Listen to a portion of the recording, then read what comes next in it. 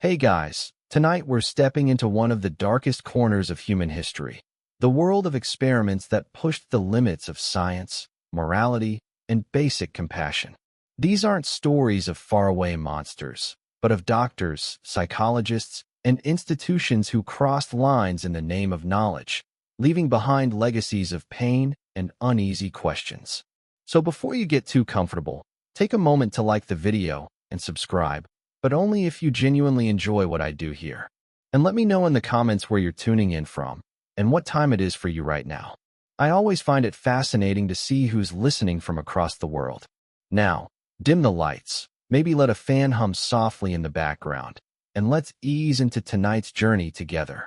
Let's begin with one of the most infamous case studies in modern psychology. The Stanford Prison Experiment, 1971. The year was 1971, a time when America itself felt like an experiment in turmoil. Protests raged against the Vietnam War. Trust in authority was crumbling. Against this backdrop, psychologist Philip Zimbardo wanted to explore a simple, chilling question. How quickly could ordinary people become either oppressors or victims when placed in a prison environment? At Stanford University, a mock prison was built in the basement of the psychology department. 24 college students volunteered, healthy and psychologically screened. By the flip of a coin, half were assigned to be guards, the other half prisoners. It was meant to last 2 weeks. It would barely last 6 days. On the first day, the prisoners were arrested at their homes, handcuffed in front of neighbors, and transported to the mock prison. They were stripped, deloused, given identical smocks and ID numbers. From that moment on, they were no longer John, or Steve, or Michael. They were simply Prisoner 8612 or Prisoner 2093. The guards, by contrast, were given uniforms, mirrored sunglasses, and wooden batons. They were told they were responsible for maintaining order, but not given explicit rules on how to do so. It didn't take long for the masks to take over. At first, the guards enforced small rules, push-ups, line-ups, keeping cells clean. But within hours, their behavior escalated. They shouted, humiliated, and punished prisoners for the smallest infractions. Sleep deprivation, solitary confinement, and physical intimidation became routine. What had begun as play acting turned into real domination. For the prisoners, the transformation was just as rapid. Some rebelled at first, staging hunger strikes and barricading themselves in their cells. But resistance soon gave way to despair. One prisoner, 8612, broke down after just 36 hours, screaming and crying uncontrollably until he was released. Others sank into quiet submission, following orders automatically, their sense of individuality stripped away. And Zimbardo himself? He was meant to be an observer, but he too slipped into the role of superintendent, speaking not as a scientist, but as a warden, invested in the prison's order. His girlfriend at the time, visiting the basement, was horrified by what she saw, the cruelty, the dehumanization, and demanded he end the study. Only then did Zimbardo call it off. 6 days into the planned 2 weeks. The Stanford Prison Experiment is remembered for the speed with which masks became identities. College students, young men with no history of violence, transformed into sadistic guards when given uniforms and unchecked authority. Fellow students, their peers and equals, became cowed, broken prisoners within days. It is easy to think of evil as something distant, the work of monsters and tyrants. But the experiment suggests something darker, that under the right circumstances, ordinary people can slip into cruelty almost without noticing. The mask becomes the face. The role becomes the self. In the end, the basement was just concrete walls and barred doors. But for those 6 days, it became something much more. Proof of how fragile morality can be when power is unrestrained, and how quickly the line between human and inhuman can blur. The Wendell Johnson Monster Study, 1939. The year was 1939. While the world's attention was fixed on looming war in Europe, in the quiet halls of the University of Iowa, another kind of battle was unfolding. This one not with weapons, but with words. Wendell Johnson, a respected speech pathologist, was convinced that stuttering was not so much a physical defect, but rather a learned behavior. If children were made to believe their speech was broken, he thought, they might actually begin to stutter. To test this unsettling theory, Johnson turned his attention to some of the most vulnerable people imaginable, children living in an orphanage. 22 children in all, already marked by abandonment, already carrying the silent wound of being unwanted. They became unknowing participants in an experiment designed to shatter the very foundation of their voices. The children were divided into groups. Some were praised for their speech, encouraged to feel confident in their words. Others, however, were told they had problems, that their voices faltered, that they were speaking incorrectly. Imagine being a child of 6 or 8 or 10, sitting across from an authoritative adult who insists there is something broken in the way you speak. At first, you don't understand. You just talk the way you always have. But slowly, doubt creeps in. Each word feels like a potential mistake. Each sentence feels like a trap. The tragedy is that this wasn't a brief discomfort. For many of these children, the experiment planted deep, lasting scars. Some began to avoid speaking altogether. Others developed severe speech anxieties, retreating into silence rather than risk humiliation. Decades later, several of the participants still spoke of the lingering effects, the sense of fear, the shame that clung to their voices like a shadow. What makes this study even more chilling is the way it was hidden. For years, the details of the experiment were quietly buried, its victims left to carry the weight alone. The story didn't reach the public until decades later, when records surfaced and survivors began to speak out. By then, Wendell Johnson had long since built a reputation in the field, his darker work tucked away behind the respectable facade of research. And here lies the haunting irony. A speech pathologist, a man who devoted his life to helping people find their voices, deliberately created disorders in children who had no defense, no choice, no escape. If we look at this through the eyes of just one child, the cruelty becomes sharper. Imagine a girl, we'll call her Mary. Mary, who had already been told that no family wanted her, now told that her voice itself was flawed. Each time she tried to speak in class, the fear of stumbling paralyzed her. Each whispered conversation with friends carried the echo of the researcher's warning. You don't speak correctly. Over time, Mary withdrew. Her words grew fewer. The silence that once belonged to loneliness was now reinforced by authority.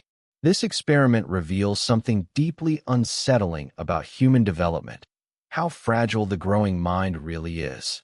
A child's sense of self is not solid stone, but soft clay, easily reshaped by the words of adults. When those words carry shame, the clay hardens in ways that leave cracks, invisible but permanent. And beyond the cruelty itself, there is another question worth asking. What breakthroughs might the world have lost because of research like this? How many children, crushed by doubt, were robbed of futures they might otherwise have claimed? How many potential teachers, writers, and leaders fell silent because someone in a lab coat wanted to prove a theory? The monster study lives on not just as a dark chapter in psychology, but as a warning. It shows how trust, once broken in childhood, can alter the very core of a person's identity. And it forces us to reflect on the dangerous power of authority, the way a respected adult's words can become prison bars around a child's mind. The Robbers Cave Experiment, 1954. Now, let us move forward in time to 1954, to a very different setting. Post-war America. The echoes of global conflict were still fresh, and psychologists were desperate to understand why humans so easily turn against one another. If entire nations could be set ablaze by hatred, perhaps the roots of hostility could be uncovered in something simpler, smaller, more controlled. At a summer camp in Robbers Cave State Park, Oklahoma, psychologist Muzafer Sharif set out to answer this question. His participants, 22 boys, all around 11 years old. On the surface, this was to be an ordinary summer of hiking, swimming, and games. But beneath the laughter and campfires, an invisible script was being followed, one written not for the children's joy, but for their division. The boys were separated into two groups, unaware that they were being studied. At first, everything seemed innocent. Each group bonded within itself, forming friendships, inventing team names, creating flags and rituals. The sense of belonging grew strong. But this was only the first act. Sharif's plan was to introduce competition, to see what would happen when camaraderie collided with rivalry. Soon, games turned into battles. Tug-of-war, baseball, treasure hunts. Each contest was carefully arranged to pit one group against the other. At first, it was playful rivalry. But as the days passed, the tension deepened. Insults flew. Pranks escalated. Food fights broke out. Friendships that had formed in the opening days of camp dissolved into suspicion and hostility. By the height of the experiment, these children, just 11 years old, were engaged in open conflict. They raided cabins, burned each other's flags, and refused to eat in the same dining hall. What had begun as innocent fun became genuine hatred. And through it all, the researchers observed quietly, knowing that the hostility had been carefully engineered from the start. It is tempting to see this as just mischief, just boys being boys. But some participants later reported that the experience left scars.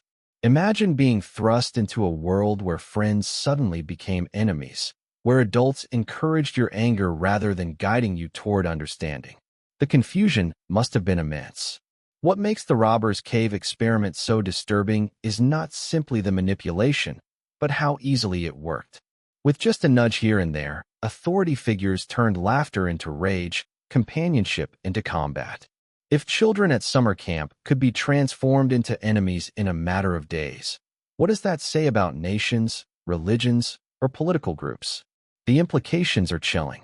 The study revealed that division can be manufactured out of almost nothing, out of arbitrary lines and artificial competitions. And it demonstrated how quickly those divisions can escalate into violence. To tell this story, picture the boys on their first day at camp, wide-eyed, eager, their suitcases full of comic books and summer clothes. They run across open fields, shouting names of new friends. But by the end of the second week, those same voices are raised in anger. Rocks are thrown. Tents are slashed. Where there was once excitement, now there is hostility. The campfire glow no longer feels safe. It feels dangerous. This study forces us to confront a sobering truth. The bonds of civilization are thinner than we like to believe. Under the right conditions, humans can be divided with frightening speed. The experiment was meant to explain prejudice and conflict, but what it really revealed is how fragile trust and cooperation are, even in the most innocent of settings. And here lies the uncomfortable reflection. If children can be so easily divided into warring camps, what hope do adults have, with their long histories of politics, culture, and ideology? Perhaps the lesson is that we must guard against division deliberately, because left unchecked, hostility is not an accident. It is almost inevitable. The David Reimer case and John Money's gender theory. In the 1960s, medicine and psychology were chasing big answers to even bigger questions. Among them was one of the most fundamental. What makes us who we are? Is gender something we're born with, written into our biology, or is it shaped entirely by the society around us? Into this debate stepped Dr. John Money, a psychologist at Johns Hopkins University. Brilliant, charismatic, and deeply ambitious, Money was determined to prove that gender was a social construction, something taught, not inherent. But to prove his theory, he needed a human life to serve as evidence. That life was David Reimer's. David was born in Winnipeg, Canada, in 1965, one of a pair of identical twin boys. He entered the world healthy. But at just 8 months old, tragedy struck. A botched circumcision, performed with an electric cauterizing device, destroyed his penis. His devastated parents, desperate for answers, turned to John Money, whose reputation in gender research was growing. Money saw in David a perfect test subject. Here, by chance, was a biological male who could be raised as female, with an identical twin brother serving as a control. To Money, it was not a tragedy. It was an opportunity. He convinced the Reimers to raise David as a girl. They renamed him Brenda. Dresses replaced trousers, dolls replaced toy cars, and the family was told to never reveal the truth. Money promised that Brenda would grow up to live a healthy, happy life. Proof that nurture alone determines gender identity. But beneath the surface, Brenda's world was filled with confusion and quiet suffering. From the earliest years, she resisted the expectations placed upon her. She tore off dresses, gravitated toward her brother's toys, and felt alien in her own skin. School was agony. Other children sensed something different, something that didn't fit, and she became the target of cruel ridicule. The situation was worsened by Money's interventions. Under the guise of therapy, he subjected Brenda and her twin brother Brian to disturbing sessions. He forced them to rehearse sexual role-playing exercises, insisting this would help Brenda adjust to her female identity. For two small children, these sessions were not just confusing, they were traumatic. Yet in his published papers, Money told a different story. He declared the experiment a resounding success. He cited Brenda as proof that gender identity was entirely malleable, that biology could be overridden by socialization. His work became influential, shaping debates about gender and even informing medical practices for decades. But behind the public facade of success, Brenda's private life was unraveling. By adolescence, the truth could no longer be hidden. Brenda was profoundly unhappy, withdrawn, and plagued by depression. At 14, her parents finally told her what had really happened, that she had been born male, that her life had been rewritten by a theory. For Brenda, the revelation was both devastating and liberating. She immediately chose to live as David again, undergoing surgery and hormone treatments to restore what had been taken. But the scars ran deep. David struggled with his identity, his relationships, and his sense of self. His twin brother Brian, also haunted by their shared childhood, suffered from severe depression. In 2002, Brian died from an overdose of antidepressants. 2 years later, David took his own life. He was 38. The David Reimer case is one of the most disturbing human experiments, not because it was conducted in a lab, but because it played out over decades, across the entirety of a human life. It shows the devastating cost when ideology takes precedence over compassion. John Money's determination to prove his theory blinded him to the suffering of the very person he claimed to help. And it leaves us with an unsettling question. When science pursues answers to the deepest mysteries of identity, what price are we willing to pay, and who is asked to bear that cost? The hepatitis studies at Willowbrook State School. Imagine being a parent in the 1950s, raising a child with significant intellectual disabilities. At that time, the world had few answers and fewer supports. Schools were rarely equipped, neighborhoods often hostile. Families were told, again and again, that the most humane option was institutionalization. A large state-run school, staffed by professionals, where children could be looked after. In New York, one such institution was Willowbrook State School on Staten Island. From the outside, it seemed to offer care and structure. But inside its walls, conditions were grim. Overcrowding, neglect, and the dehumanization of residents were routine. It was within this environment that Dr. Saul Krugman began his research. Krugman was a respected physician, with ties to New York University and the U.S. military. He was driven by a pressing medical question: how hepatitis spread, and whether a vaccine could be developed. Hepatitis outbreaks were common in institutions like Willowbrook, where poor sanitation made infection nearly inevitable. To Krugman, Willowbrook seemed not like a tragedy, but like an opportunity. Beginning in 1956, he infected children deliberately with hepatitis. Some were given chocolate milk mixed with the virus, others injected directly with extracts from the blood or feces of infected patients. In many cases, their parents had signed consent forms, but consent under pressure is not true consent. Admission to Willowbrook was often contingent on agreeing to participate in the study. Parents were presented with an impossible choice: keep their child at home, without adequate support, or send them to Willowbrook, where medical care was promised, but only if they accepted infection as part of the bargain. The justification was chilling in its simplicity. These children, it was argued, would contract hepatitis eventually anyway, given the squalid conditions of the institution. Why not control the timing and learn something that might save others? The logic was utilitarian, cold, and profoundly dehumanizing. For nearly 2 decades, the studies continued. Some children became gravely ill. Others carried the virus for years. Krugman's defenders pointed out that his work did lead to important discoveries, paving the way for the hepatitis A and B vaccines. But those breakthroughs came at the cost of treating human beings as disposable tools, children, no less, already among society's most vulnerable. To imagine the horror, return to the parent's perspective. A mother, exhausted, overwhelmed, walks her child through the gates of Willowbrook. She has been told this is the only way he will receive care. The forms are placed in front of her, medical language she doesn't fully understand, but the meaning is clear. No signature, no admission. She signs. Weeks later, her son falls ill. Fever, vomiting, jaundice. The staff say it's part of the study. She wonders if she has condemned him, but by then, there is no turning back. The most disturbing part may not be that the study began, but that it continued. Long after ethical concerns were raised, long after critics began questioning the morality, the research went on. The children of Willowbrook remained subjects in an experiment justified by phrases like the greater good and eventual infection anyway.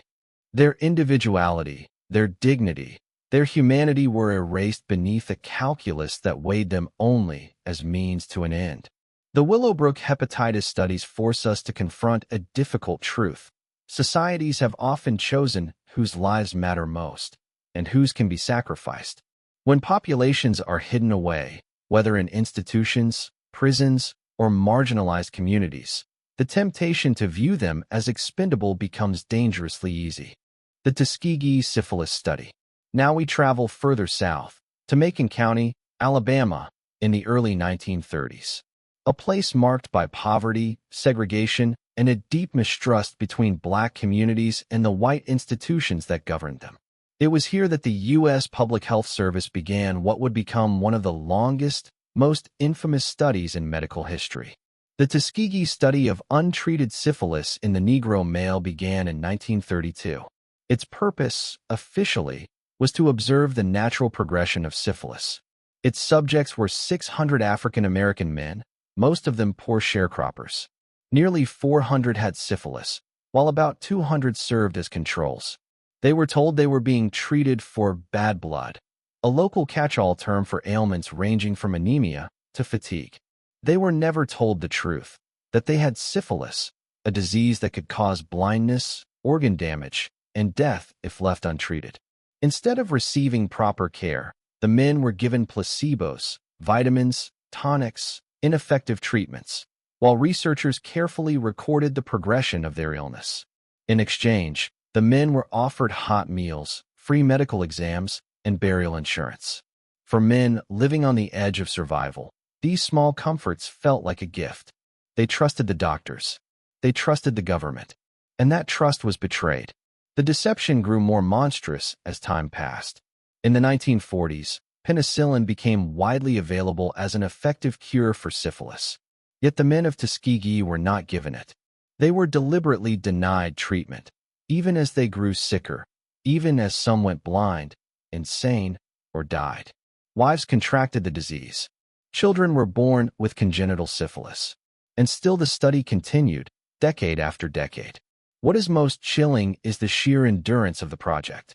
It began before World War II, and it continued through the Civil Rights era, through multiple presidential administrations. The men aged, suffered, and died, all while being told they were receiving care. Behind the clinical reports and data sheets was a 40-year deception that cost countless lives.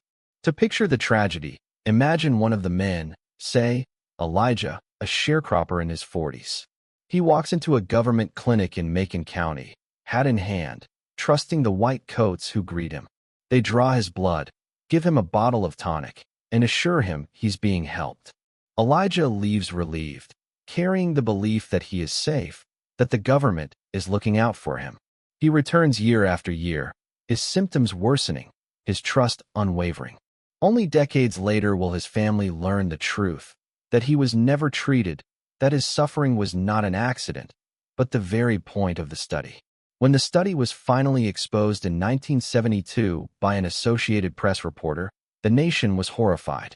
Congressional hearings followed, and eventually, a formal apology came, decades too late, offered by President Bill Clinton in 1997. By then, most of the original participants were gone.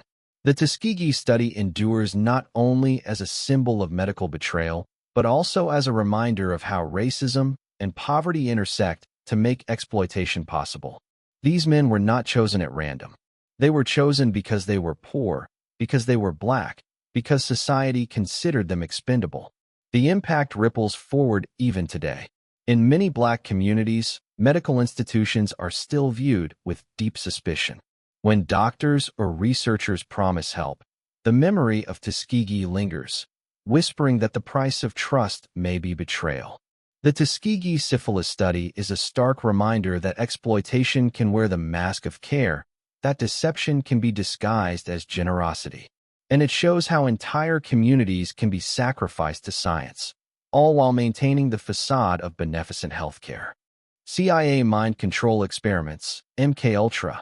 The Cold War was a long, cold question. How do you win a fight that's fought not only with tanks and planes, but inside the skull? In the 1950s, that question hardened into panic.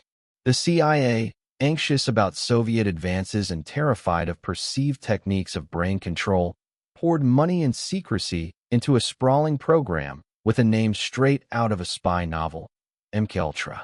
It sounds clinical at first, a handful of lab notes, a list of chemicals, a file cabinet full of grant requests. But the work it funded was anything but abstract. Researchers tested LSD on people who had no idea they were being dosed. Men and women in psychiatric hospitals, prisoners hoping for small favors, soldiers, and ordinary citizens became unwitting subjects. They were fed drugs, placed in sensory deprivation, given electroshock, hypnotized, or otherwise pushed to the edges of cognition, all in the name of learning how the mind could be manipulated. Imagine a man who trusted a white coat. He shows up believing he will be treated for a real complaint, insomnia, anxiety, a headache. Instead, an experimenter slips a dose of acid into his coffee. The world bends. Familiar faces warp. He confides in a stranger and says things he would never say sober. The experiment's notes call it useful data. His life, afterward, is a series of awkward solitudes and memories he cannot trust. The program wasn't a single laboratory with a single purpose. It was an ecosystem. Universities, hospitals, prisons, even private clinics received CIA funding. Some doctors sincerely believed they were serving national security. Others exploited vulnerable people. One of the most notorious threads in this web was the work of certain psychiatrists who treated patients with massive doses of drugs and electroshock while telling them it was therapy. The line between treatment and abuse blurred, then vanished. There were also consequences that could not be scrubbed away. In 1953, a government scientist named Frank Olson, who had been covertly dosed with LSD at a CIA retreat, fell to his death from a Manhattan hotel window days later, a death that would later fuel decades of suspicion and investigation. In 1973, as allegations mounted and congressional scrutiny loomed, the CIA ordered many MKUltra records destroyed. The director at the time, worried about exposure, had erased paper trails. What remained was fragmentary: memos, a few surviving project files, testimony from victims. When the program finally came to light in the mid-1970s, through the work of journalists and congressional committees, Americans learned the scale and the cruelty of what had been done in their name. Investigations revealed experiments paid for by the CIA that used people as instruments of technique, not as fellow humans. There were hearings, apologies, a small number of settlements. But many stories stayed incomplete: missing records, dead witnesses, the gaps left by deliberate destruction. The chilling part isn't only the experiments themselves, it's how easily national security language made them acceptable. The phrase "for the greater good" can be a mask, and secrecy can be its amplifier. MKUltra teaches a lesson that is subtle and dangerous. when institutions are given unlimited authority, and when fear is allowed to justify any means, dignity becomes an afterthought. Scientific curiosity, coupled with funding and secrecy, can become a license for harm. Japanese Unit 731 Biological Warfare Experiments. The other experiment is older and darker in a different way. In the 1930s and through the Pacific War, Imperial Japan built a facility in occupied Manchuria where the language of science was used to sanction an industrialized cruelty. Unit 731, led by a physician named Shiro Ishii, became the center of Japan's biological warfare research, a place where epidemiology and atrocity braided together. Unit 731 presented itself with bureaucratic calm, laboratories, test chambers, notebooks, charts. But beneath the clinical surface were acts of systematic dehumanization.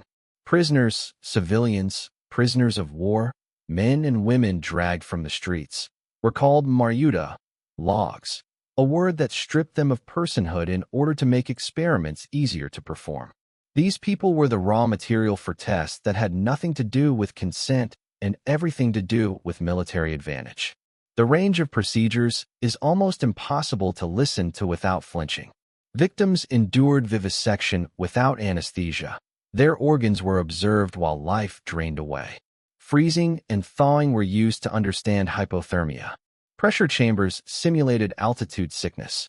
People were deliberately infected with plague, anthrax, cholera, and other pathogens to study how disease spread, how quickly it could kill, and how an army might weaponize it. In some experiments, whole villages were used as test sites for biological agents released into water supplies or food. Unit 731 was not a few rogue doctors in a backroom. It was a state-backed program, funded and protected by military authority, and its data were considered valuable to the war effort. After Japan's surrender, the expected reckoning did not come. In many cases, members of Unit 731 were not tried for war crimes in the ways other perpetrators were. Instead, some were quietly interrogated by occupying forces and then granted immunity, a bargain, historians believe, in which experimental data were traded for protection. The moral calculus that allowed such a trade still haunts historical memory. Thinking of Unit 731 through a single image helps to keep the human scale. Picture a name stripped from someone and replaced with a number. Imagine a laboratory light that never goes out. Imagine the slow calculation of temperature and dosage written next to the note that a person will not survive. The clinical language in the records, control group, exposure level, mortality rate, tries to make the suffering legible. But the ledger format cannot contain the human cost. Harry Harlow's Maternal Deprivation Experiments. In the middle of the 20th century, psychology was wrestling with a stubborn belief that love, attachment, and affection were little more than byproducts of feeding. Behaviorism, the dominant school of thought at the time, insisted that all human bonds could be explained through conditioning, reward and reinforcement, stimulus and response. According to this logic, a mother's embrace mattered less than the bottle in her hand. Love was not a necessity, but a luxury, something sentimental rather than scientific. Harry Harlow, a psychologist at the University of Wisconsin, set out to challenge this idea. His subject of choice was the rhesus monkey, an animal close enough to humans in emotional and social complexity that what happened to them might reveal something uncomfortable about us. Yet the way Harlow pursued this question turned his laboratory into something more like a chamber of despair. To study love, he systematically created lovelessness. The most famous image from his work is deceptively simple: a wire frame shaped like a mother, wrapped in cold mesh, and another frame covered with soft terry cloth. Infant monkeys, separated from their biological mothers just hours after birth, were given these artificial mothers to cling to. The wire mother provided milk. The cloth mother offered no food, only comfort. What Harlow observed shocked behaviorists, but came at a terrible cost to his subjects. The infants would cling desperately to the cloth mother, choosing comfort over sustenance, seeking warmth over nourishment. When frightened, they ran to the cloth figure. When injured, they buried their faces in its softness.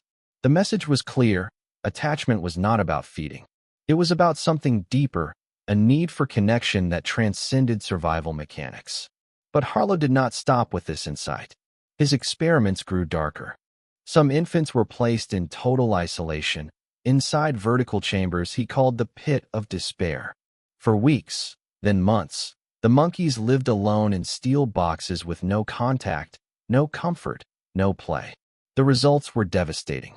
Monkeys emerged apathetic, rocking themselves endlessly, refusing to interact with others, or collapsing into catatonic withdrawal. Some never recovered. Harlow's pursuit of knowledge went even further into ethically bleak terrain. Damaged monkeys were forced into breeding through what he called the rape rack, a device designed to ensure copulation regardless of the female's resistance. The offspring of these pairings often faced neglect or outright abuse, perpetuating the cycle of trauma. Watching recordings of these experiments is almost unbearable.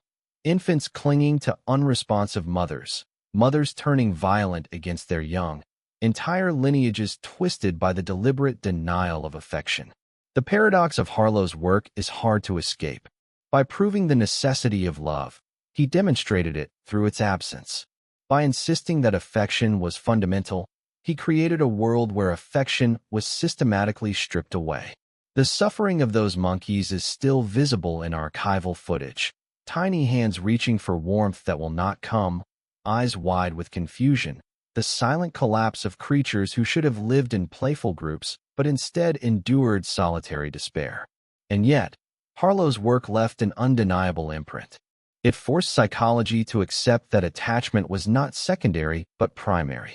The idea that infants, both human and animal, need comfort, presence, and touch became harder to dismiss. Child-rearing practices shifted. Hospitals began to reconsider policies that once kept mothers separated from newborns. Developmental psychology was forever changed, but the cost of that knowledge still lingers. Can the value of proving love's necessity ever balance the deliberate creation of lovelessness? Harlow's experiments revealed what happens when science prioritizes results over compassion, when curiosity overrides empathy. To watch those monkeys in their pits is to see a mirror held up to human ambition, a reminder that the pursuit of truth can, if left unchecked, become indistinguishable from cruelty. The Milgram obedience experiments. In the early 1960s, another psychologist sought to answer a different but equally haunting question. Why do ordinary people commit atrocities?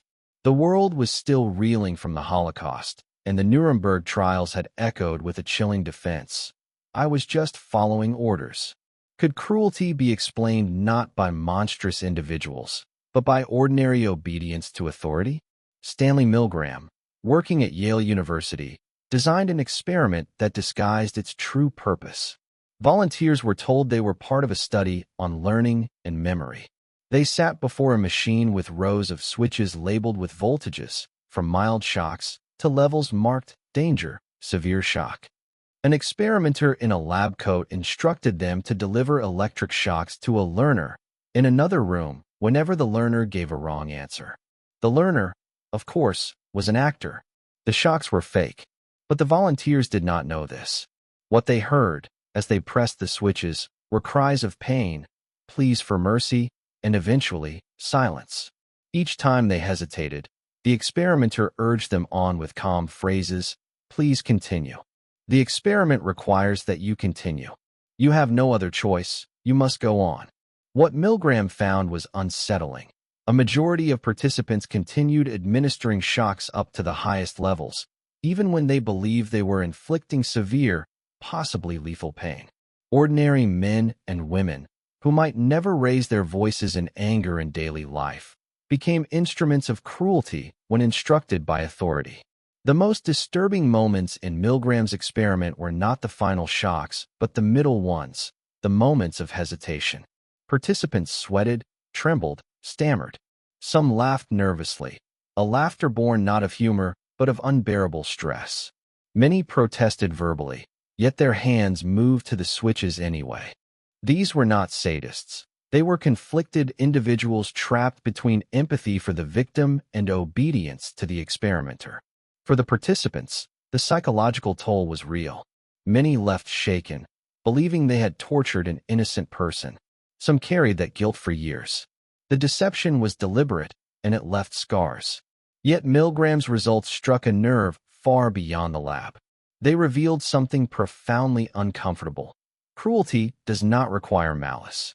It requires only authority, structure, and the gradual escalation of demands. Consider the moral choice at the heart of the experiment. At what point does a person stop obeying?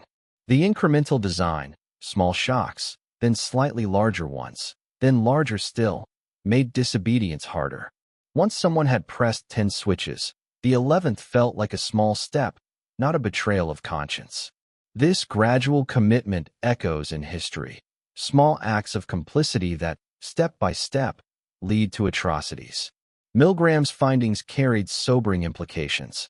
They suggested that the capacity for obedience is woven into social fabric, that the same mechanisms that allow societies to function, trust in authority, willingness to follow rules, can be twisted into tools of harm. The study became a lens through which to view not only the Holocaust, but also everyday structures of power, workplaces, militaries, governments.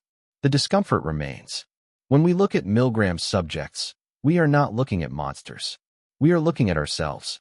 We are looking at the potential in each ordinary person to prioritize obedience over conscience, to choose compliance over resistance when authority insists. The Milgram experiments are disturbing not because they revealed something alien, but because they revealed something familiar. They forced psychology and the public to confront an unpalatable truth: that evil can be ordinary, that cruelty can be a function of structure rather than sadism, and that the boundary between humane and inhumane is thinner than we like to believe. The Little Albert Experiment, 1920. In the early decades of the 20th century, psychology was eager to establish itself as a hard science. Behaviorism, led by figures like John B. Watson, promised to replace speculation about the mind with precise, observable rules of behavior. If animals could be trained to salivate to a bell or run a maze, then surely humans could be shaped by the same principles. The laboratory chosen for this proof was not filled with rats or pigeons, but with a 9-month-old baby known in the records only as Albert B. He was the son of a wet nurse at Johns Hopkins University, and he became the unwitting subject of an experiment that would etch itself into the darker margins of psychology's history. When Albert was first introduced to various objects, a white rat, a rabbit, a monkey, and masks with and without hair, he showed no fear. He reached for them with curiosity, touching the rat's fur and playing with it as any infant might. His innocence was a blank slate, and that was exactly what Watson and his graduate assistant Rosalie Reimer were interested in. They wanted to see if fear, one of the most primal emotions, could be written onto that slate through conditioning. The method was brutally simple. Each time Albert reached for the white rat, a steel bar was struck with a hammer just behind his head. The sudden clang startled him, making him cry. Soon, the mere appearance of the rat was enough to bring tears and panic. What had once been a source of curiosity became a symbol of dread. But the conditioning did not stop there.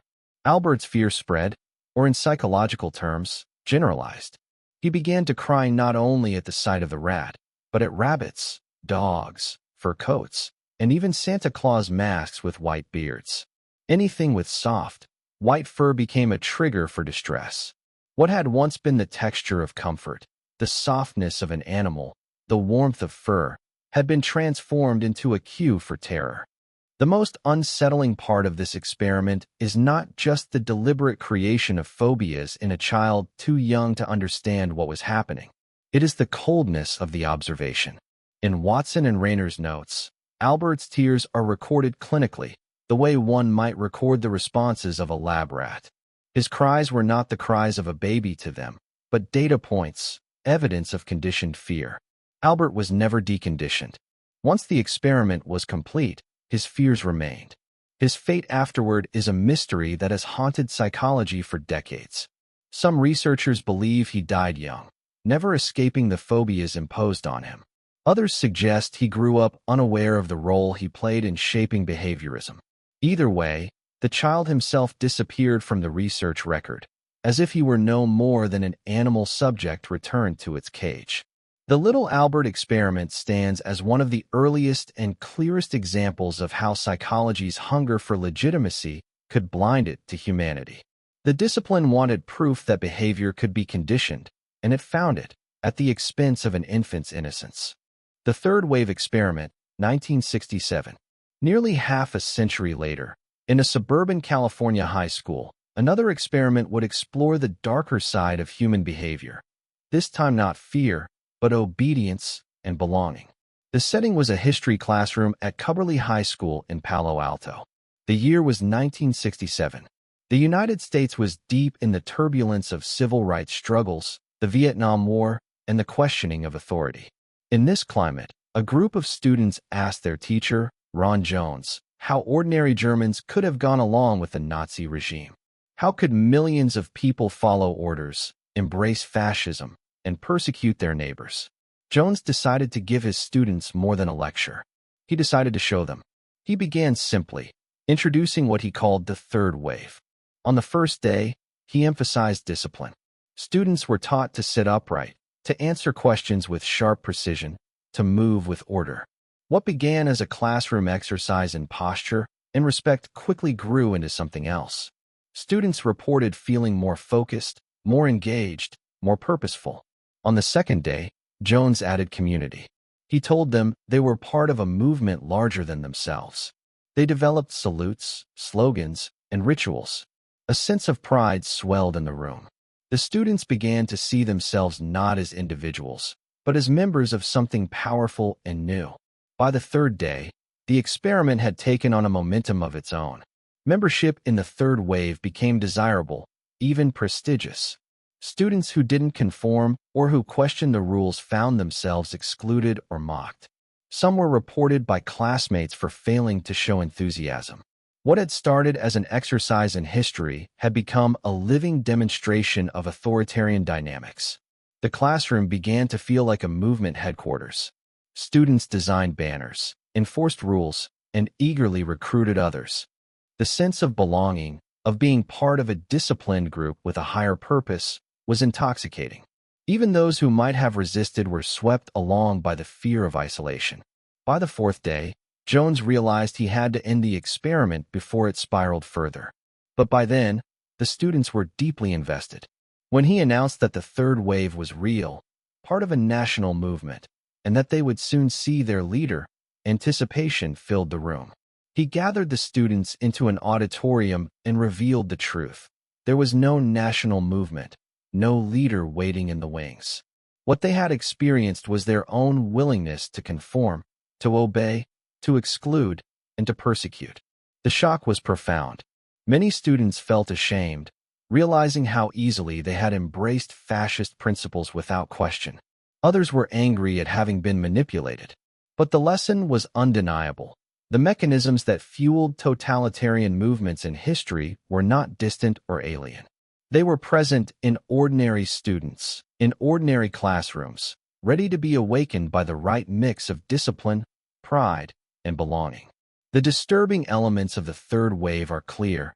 How quickly teenagers embraced authoritarianism, how eagerly they turned on non-participants, how naturally they began reporting each other. What was meant to be a brief demonstration became difficult to end, as the dynamics of conformity and exclusion gathered strength on their own. Aversion therapy for homosexuality. Picture a young man in the 1960s. He sits nervously in a clinic, electrodes strapped to his body. On the wall, a doctor in a white coat tells him this is for his own good, that what he feels, the attraction he cannot deny, is an illness. A projector clicks on, displaying photographs of men. Each time the young man feels a flicker of desire, a jolt of electricity surges through his body. His heart pounds, not with longing, but with pain and shame. This was science, they told him. This was treatment. The mid-20th century was an era when homosexuality was not only stigmatized, but officially pathologized. The American Psychiatric Association classified it as a mental disorder, and society at large treated it as deviant, immoral, and dangerous. The medical establishment, often trusted as the ultimate authority on truth, embraced this cultural prejudice and gave it legitimacy. The result was decades of so-called therapies designed to change people's very identities. Aversion therapy became one of the most widely used methods. The logic was borrowed directly from behaviorism. If you could associate same-sex desire with pain, nausea, or disgust, perhaps you could extinguish it. Patients were shown homoerotic images, then shocked with electricity or given drugs like apomorphine, which induced violent vomiting.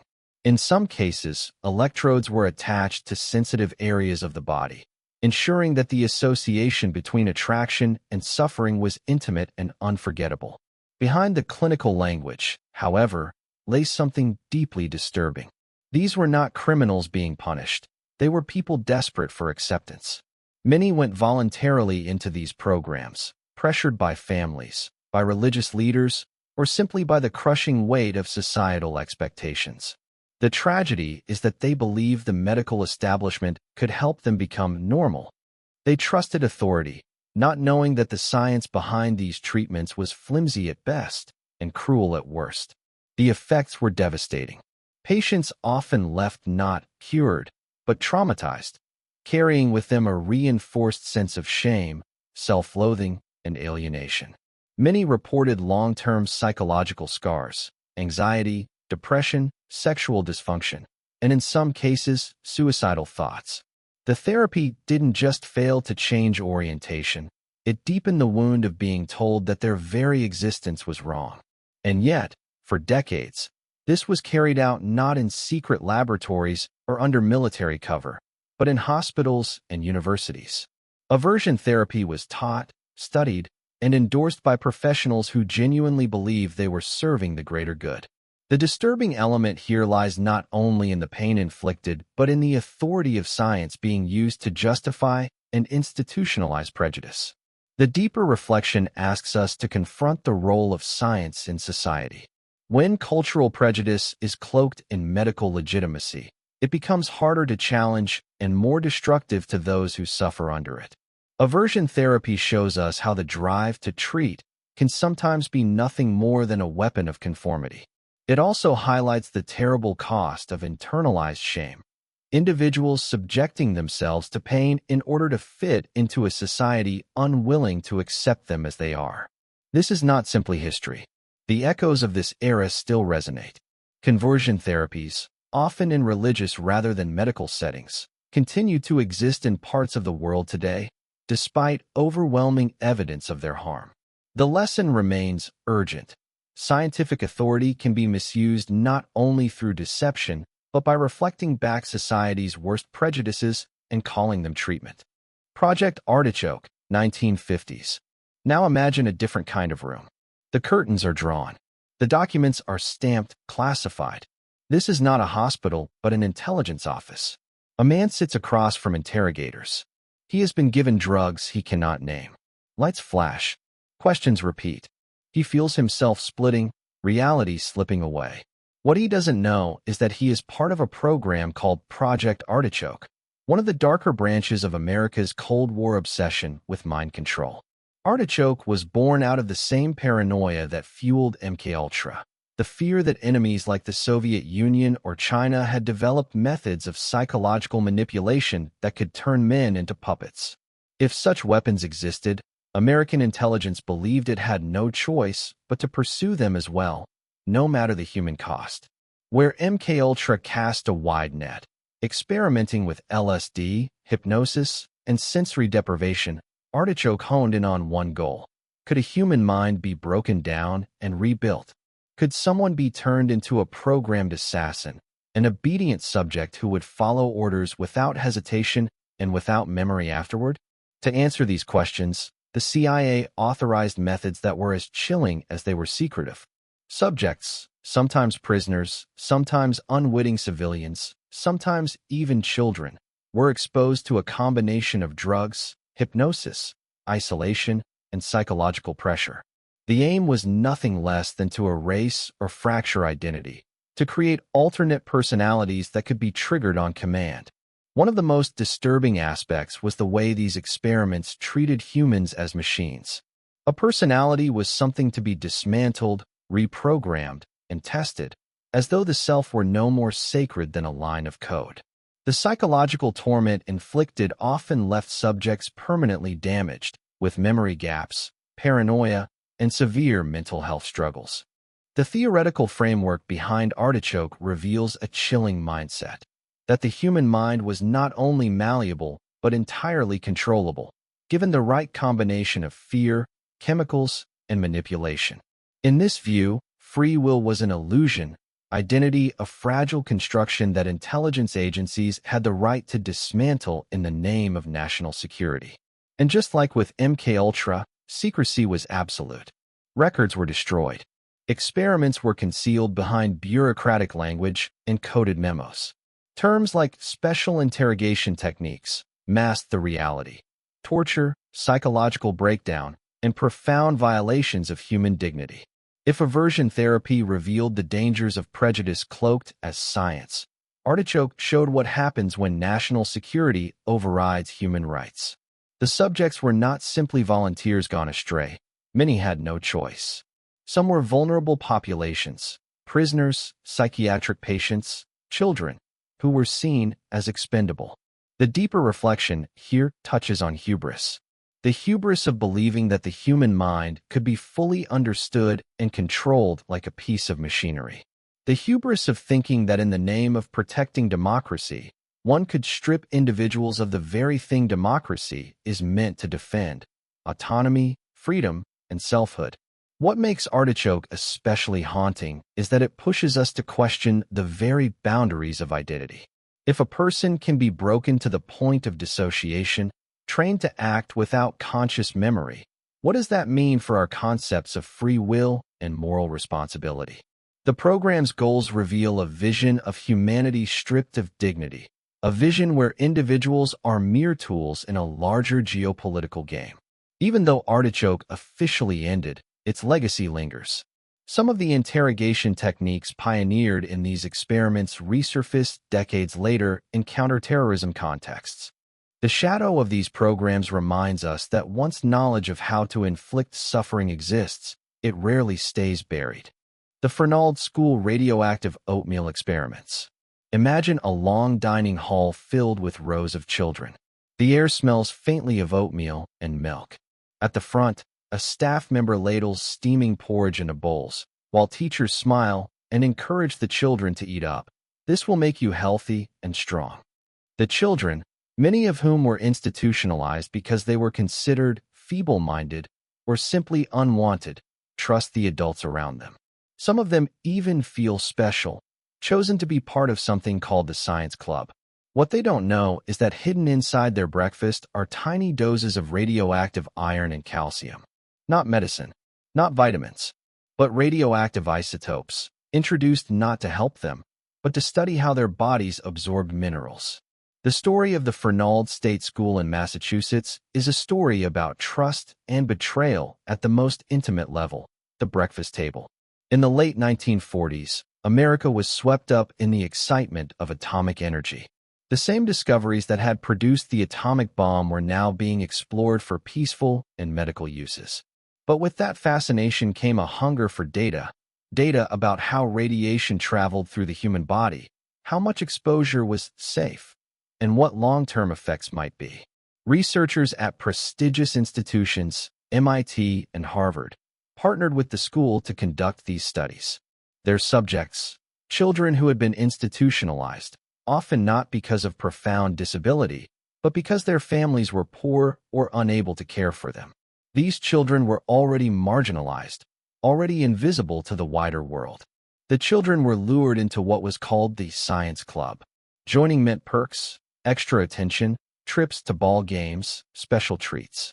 It made them feel chosen, important, included. But the real purpose of the club was to create a controlled group of test subjects who could be fed radioactive substances without raising suspicion. Parents were told their children were receiving healthful supplements to help them grow stronger. What they were not told was that the supplements contained radioactive isotopes, materials known even then to carry cancer risks. The deception was deliberate. couched in the authority of science and the prestige of Harvard and MIT. The disturbing elements are clear: the exploitation of society's most vulnerable children, the use of parental trust as a weapon, and the transformation of the daily ritual of eating into an experiment in radiation exposure. Breakfast, normally a symbol of care and nourishment, became a vehicle of harm. For the children, there was no sense of danger. They ate eagerly, believing they were helping science and helping themselves. But the long-term risks, radiation damage, increased cancer probability, were imposed on them without their knowledge or consent. And because records were poorly kept, it is impossible to know how many later suffered illness as a result. What makes the Fernald experiments especially haunting is not only what was done, but who did it. This wasn't fringe science. This was mainstream, sanctioned, and supported by some of the most respected institutions in the country. The idea that progress justified using institutionalized children as test subjects was rarely questioned at the time. The deeper reflection here is about commodification, the way marginalized groups can become resources to be exploited. When oversight disappears, when populations are made invisible, institutions designed for care can transform into instruments of harm. The Fernald children were not treated as individuals with dignity, but as convenient vessels for data collection. Their vulnerability became their value to researchers. And so, at the breakfast table, the most ordinary of rituals became an act of betrayal. The Guatemala syphilis and gonorrhea experiments. Now shift scenes. Thousands of miles south, in Guatemala, another set of experiments was underway. This time not hidden in bowls of oatmeal, but in the bloodstreams of over 1,000 human beings deliberately infected with sexually transmitted diseases. In the late 1940s, the U.S. Public Health Service was grappling with a problem. Syphilis and gonorrhea were major public health concerns, and researchers wanted to know how infections spread and how new drugs, like penicillin, worked in preventing transmission. But in the United States, ethical limits prevented scientists from deliberately infecting people. You couldn't, for example, expose someone to syphilis on purpose, at least not openly. So the researchers, led by Dr. John Cutler, looked abroad. In Guatemala, a country under heavy U.S. influence, the ethical restrictions felt looser, the populations more exploitable. Soldiers, prisoners, sex workers, and psychiatric patients were selected as test subjects. They were poor, marginalized, and unlikely to resist or even understand what was being done to them. The methods were brutal.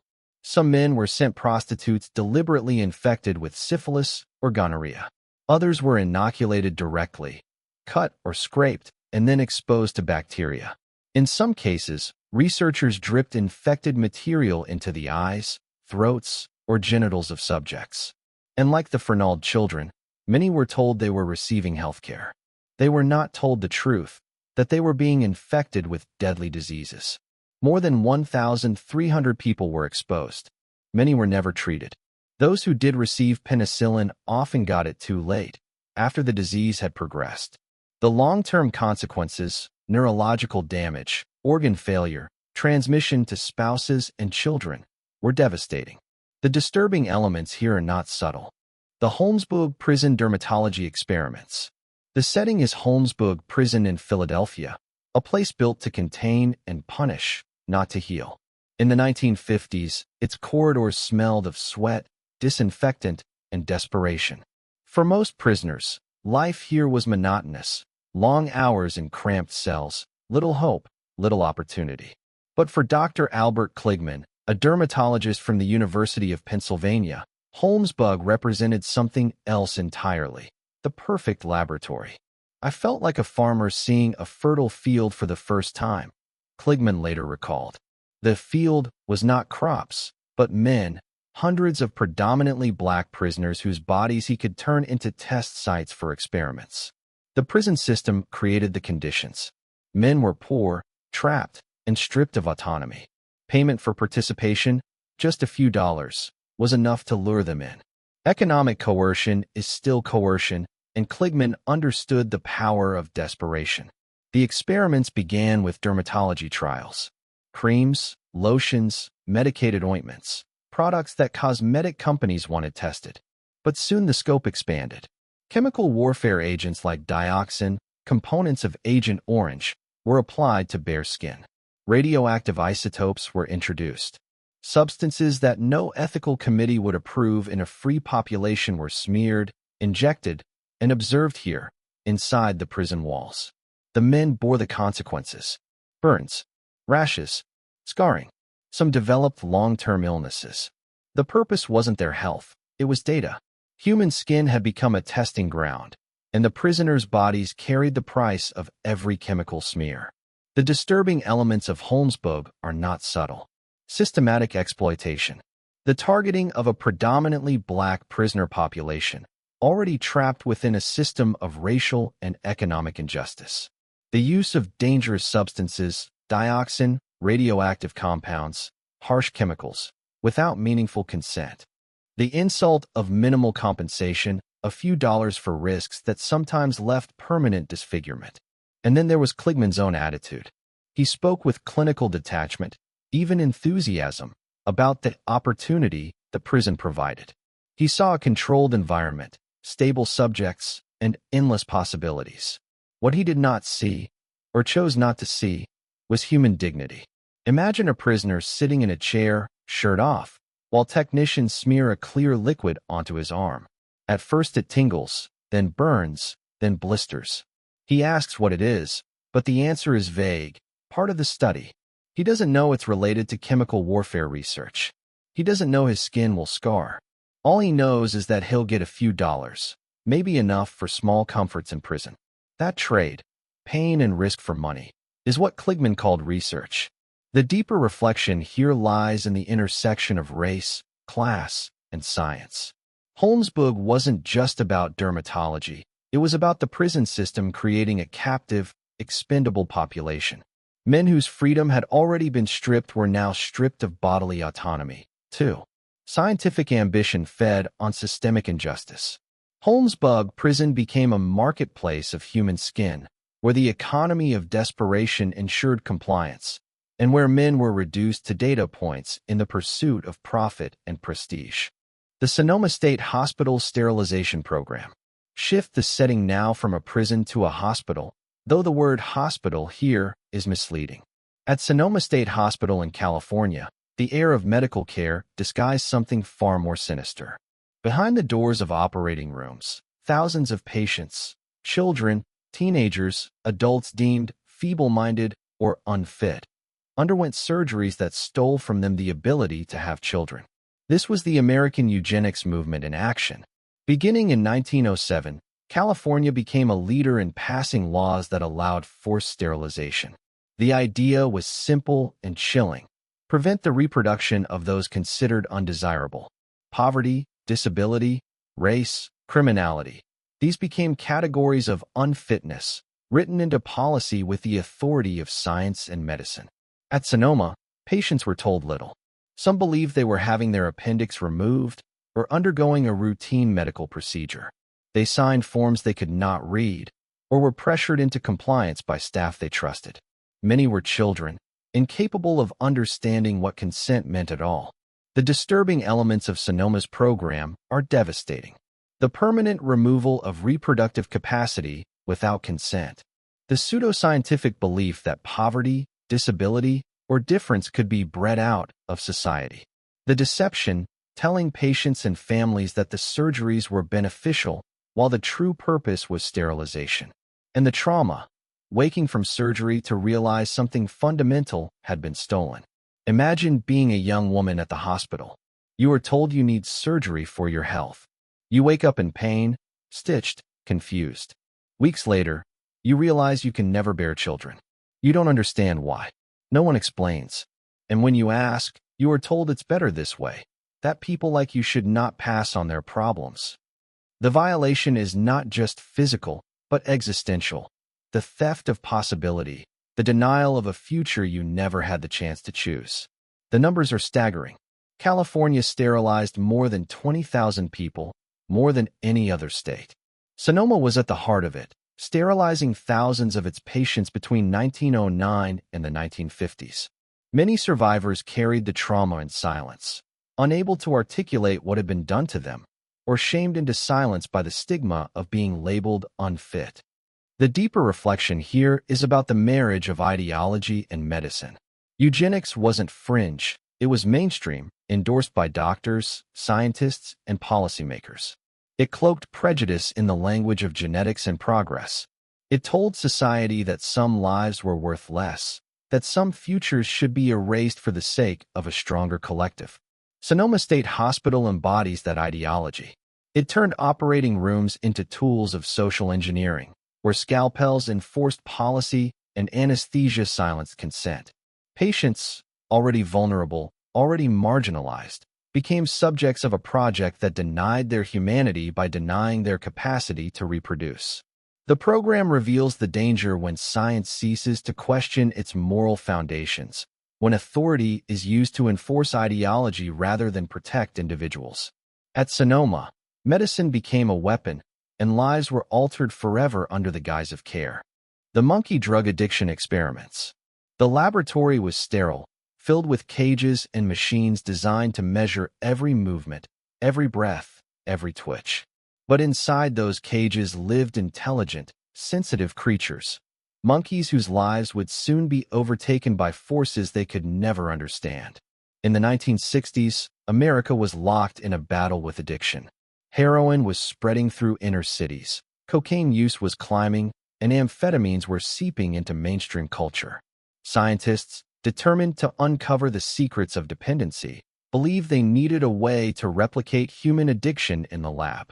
And so, they turned to animals, creatures close enough to us in intelligence and behavior to serve as proxies, but powerless to resist what was about to be forced upon them. The premise was simple. What would happen if monkeys were given access to drugs? Could they be trained or coerced into addiction? And once addicted, what could be learned from watching their decline?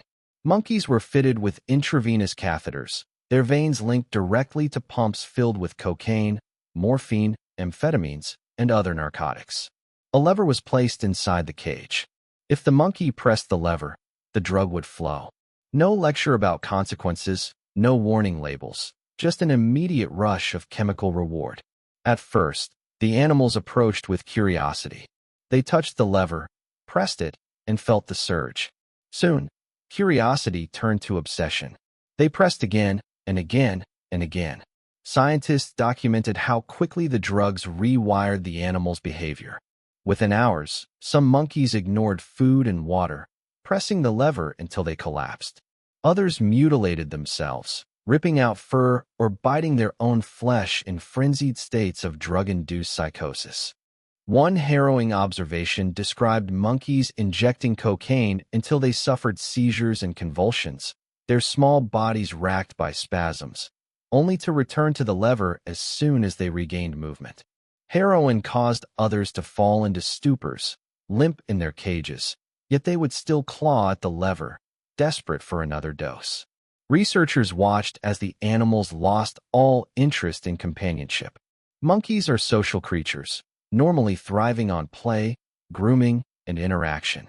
But under the grip of addiction, they sat alone, hunched in corners, pupils dilated, twitching, trembling, pressing the lever like ghosts of their former selves. What was perhaps most disturbing was the calculated cruelty of the design. Scientists created conditions where the monkeys would inevitably spiral towards self-destruction, and then they simply observed. The aim was not to save the animals, but to record their descent, to see what happened when addiction was given free rein in a sentient being. Withdrawal was no kinder. When the drugs were suddenly removed, the animals screamed, convulsed, and shook violently. They refused food, clung to the sides of their cages, and howled in agony. Some researchers forced these cycles repeatedly: addiction, withdrawal, relapse, studying how far the brain could be pushed before it broke. From the standpoint of science, the results were undeniable. These studies demonstrated the sheer power of drugs to override survival instincts. Addiction was not simply a matter of weak will or poor choices. It was a rewiring of the brain so complete that even the drive to eat or avoid pain could be eclipsed.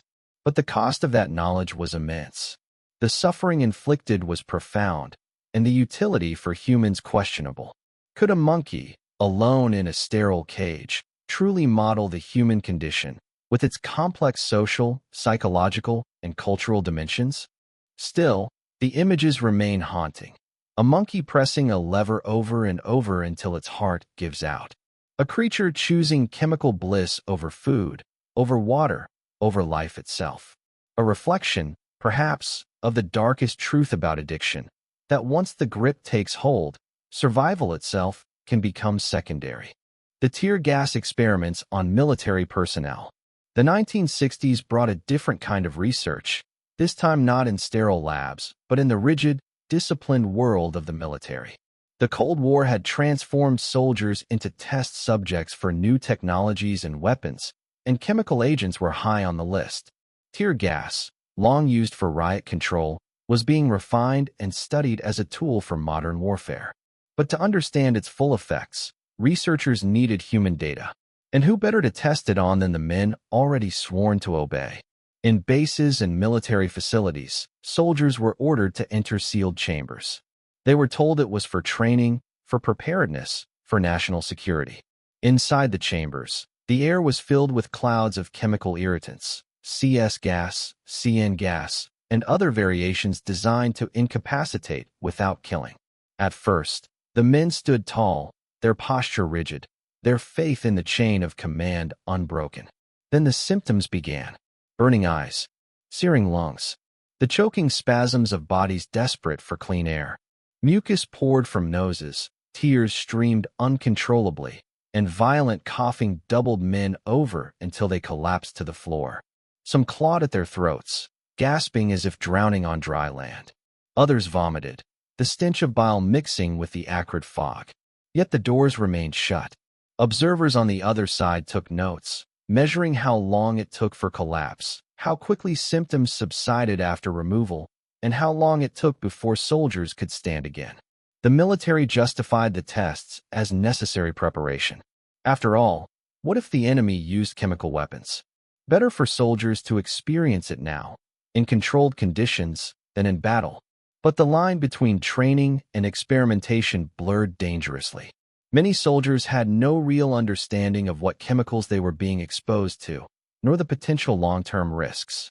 Some gases, like CS, were considered relatively safe in short doses, but others contained compounds with unknown consequences for lungs and skin. Reports later revealed that some participants suffered chronic respiratory problems, lingering coughs, and heightened sensitivity to smoke and dust years after exposure. Participation was not exactly voluntary. In the military, refusal is not an option. Orders are followed, and loyalty is expected. The same hierarchy that binds men to fight also bound them to serve as experimental subjects. There is a certain irony in the image of young soldiers, trained to trust their commanders with their lives, being marched into chambers where their suffering was not an accident of war, but a deliberate variable in an experiment. Their trust became a tool of science, their obedience a resource to be exploited. And once again, the question lingers: did the knowledge gained justify the methods used? Researchers learned how quickly tear gas incapacitates, how long its effects linger, and how much exposure a soldier can endure before permanent damage sets in. They learned about recovery times and tolerance levels, data that informed both military planning and domestic riot control. But those lessons came at the cost of human dignity. Soldiers, bound by oath, became subjects in a scientific theater where their suffering was scripted, observed, and recorded. The boundary between soldier and guinea pig vanished. The Aversive conditioning experiments at Judge Rotenberg Center. It begins with language.